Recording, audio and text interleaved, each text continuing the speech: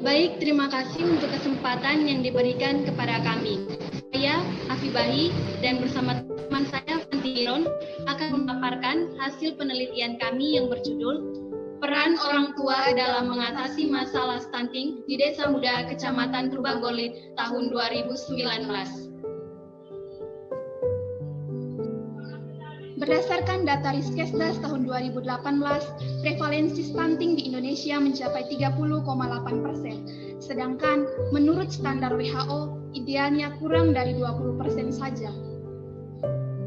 Stunting bukanlah karena faktor keturunan, maka keluarga Indonesia perlu mengetahui bahwa stunting bisa dicegah agar tidak terjadi pada anak.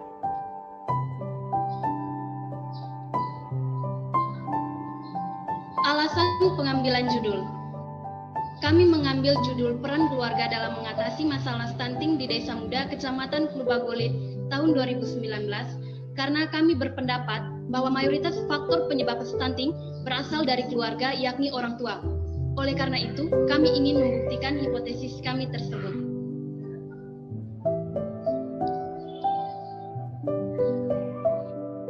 Anak dikatakan stunting ketika yang pertama memiliki tubuh yang lebih pendek dibandingkan dengan anak-anak seumurannya, dan yang kedua mudah terserang penyakit.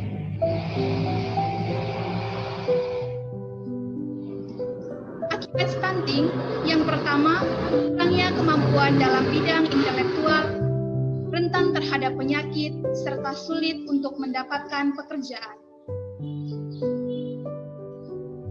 Pembahasan hasil penelitian.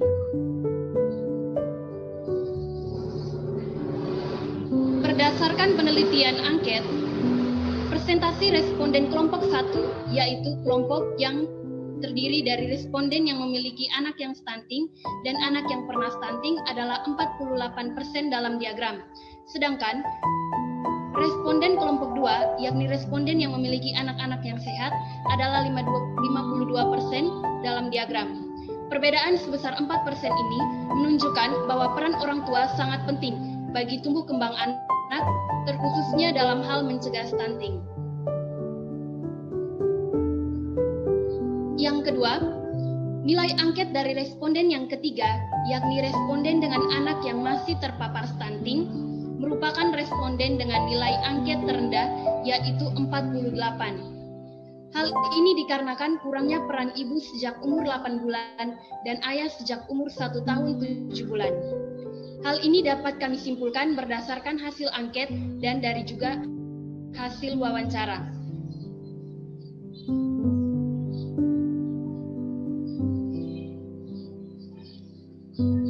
Dari pernyataan, orang tua lebih sering memberi susu kental manis atau SKM atau susu formula kepada anak-anak dibandingkan ASI. Hal ini dapat dibuktikan dari persentase pernyataan angket yang kelima, yaitu sebesar 47,5% pada kelompok 1. Padahal ASI mengandung jauh lebih banyak nutrisi dibandingkan dengan susu formula. Kondisi lingkungan rumah hanya memberi pengaruh kecil terhadap kondisi tumbuh kembang anak, sedangkan peran orang tua terhadap 1000 hari pertama anak adalah faktor terpenting dan paling utama, berdasarkan hasil observasi.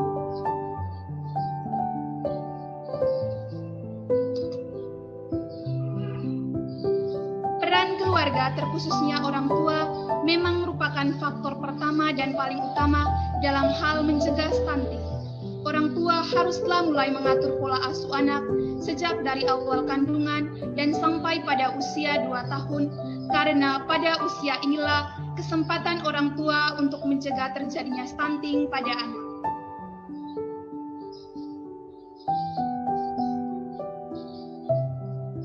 Peran dari bidang kesehatan juga sangat dibutuhkan agar dapat membantu para orang tua dalam proses tumbuh kembang anak. Bidang kesehatan di Puskesmas Lambunga telah memberikan program terbaik mereka untuk membantu pemerintah dalam mengatasi masalah stunting di Indonesia, terkhususnya di Kecamatan Klubagolit. Hal ini dibuktikan dengan penurunan jumlah anak stunting di Desa Muda, yakni dari 10 menjadi 1 anak. Bagaimana cara orang tua mencegah terjadinya stunting pada anak mereka?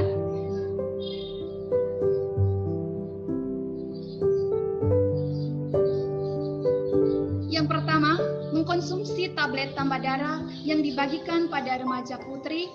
Yang kedua, dukungan keluarga dalam pemberian TTD bagi ibu hamil minimal 90 tablet selama kehamilan.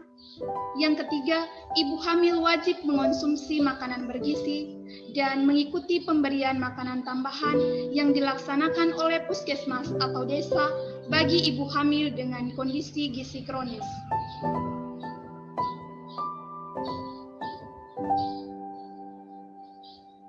Setelah melahirkan, ibu haruslah memberikan inisiasi menyusui dini. Setelah itu, ibu harus tetap memberi ASI sampai umur 2 tahun. ASI eksklusif diberikan selama 6 bulan, sampai pada 24 bulan. Ketika anak sudah mencapai 24 bulan, sudah harus diberi MPASI atau makanan pendamping ASI yang bersumber dari makanan lokal. Menurut data sebelumnya di puskesmas tersebut, Desa Muda memiliki jumlah anak stunting terbanyak daripada desa lain, yaitu 10 anak. Dan menurut data terakhir, jumlah anak stunting di Desa Muda sudah berkurang sebanyak 9 orang. Sebuah penurunan jumlah yang bagus.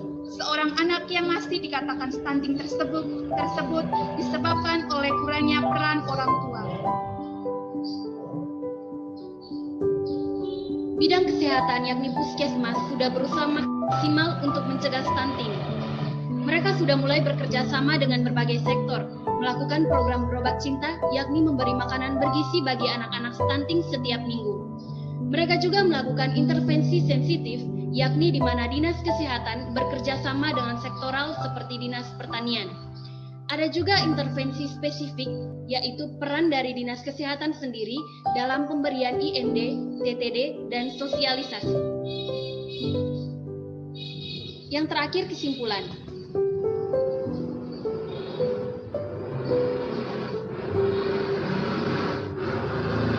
Berdasarkan hasil penelitian dan pembahasan yang telah dikemukakan sebelumnya, maka dapat disimpulkan bahwa peran orang tua Desa Muda sudah cukup baik walaupun belum cukup maksimal. Peran di bidang kesehatan yaitu Puskesmas Lambunga juga cukup luar biasa sehingga jumlah anak stunting di Desa Muda mampu mengalami akhir tahun 2018. Namun, jika bidang kesehatan dan faktor lingkungan memadai, namun peran orang tua sangat minim, maka masalah stunting akan terus meningkat.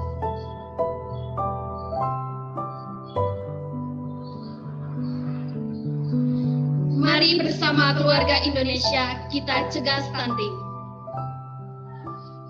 Sekian dan terima kasih.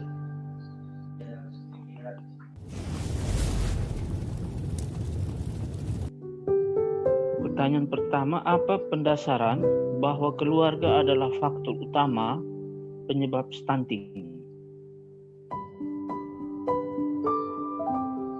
Kepada berdua silakan memberikan jawaban singkat, padat, dan jelas sesuai dengan yang sudah ditulis atau konsep apa yang mendasari sehingga keluarga itu menjadi faktor utama penyebab stunting.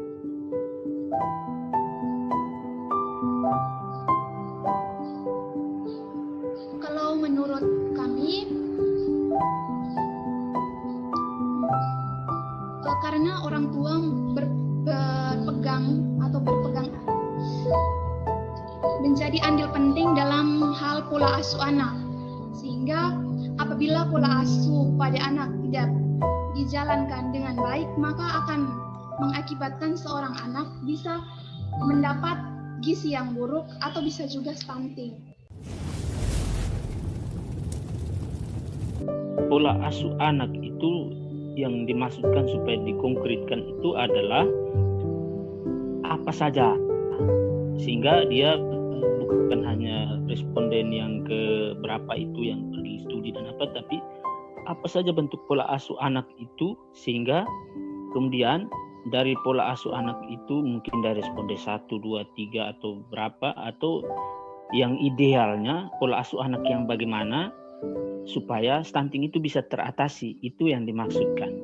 Bagaimana menurut pendapat berdua? Baik, bagaimana pola asuh yang benar dari orang tua untuk mencegah stunting, gitu ya Pak maksudnya?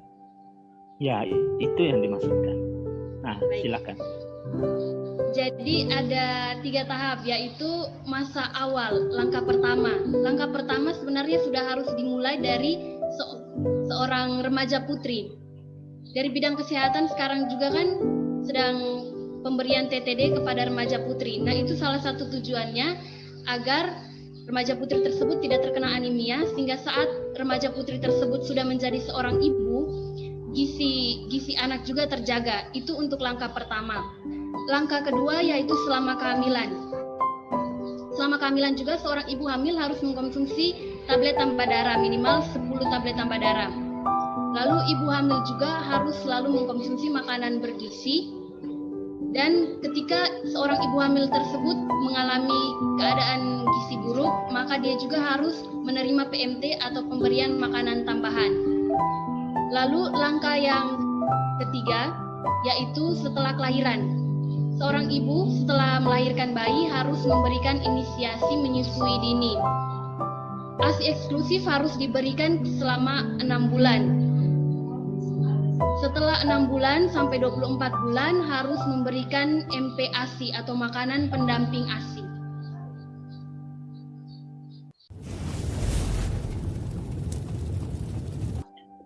Sebagai masukan, silakan nanti kemudian memasukkan pola asuh anak itu yang menjadi peran keluarga itu, sehingga bukan hanya di pengertian peran saja, tapi pengertian peran dalam arti pola asuh anak dalam mengatasi stunting itu menjadi pendasaran teoritis juga. Nah, sehingga dimasukkan ke dalam itu, sehingga menjadi lengkap kan? Karena kalau kamu lihat pendasaran teoritisnya itu tidak berimbang. Hanya stuntingnya itu begitu lengkap, tetapi dia punya peran keluarga itu padahal yang mau diteliti itu adalah peran keluarga. Itu kamu hanya kasih pengertian keluarga dan pengertian peran. Nah, padahal yang diteliti adalah peran dalam hal pola asuh untuk stunting. Maka itu mesti dimasukkan sehingga berimbang. Dan yang terakhir, saya ulangi lagi, kalau kamu membuat tulisan ini sinkron seperti yang kamu presentasikan alurnya, maka tulisan ini dengan mudah dipahami dan secara ilmiah itu valid. Jadi itu 1-2 catatan untuk berdua. Terima kasih untuk tulisan yang bagus ini, apresiasi untuk berdua, dan saya kembalikan ke Pak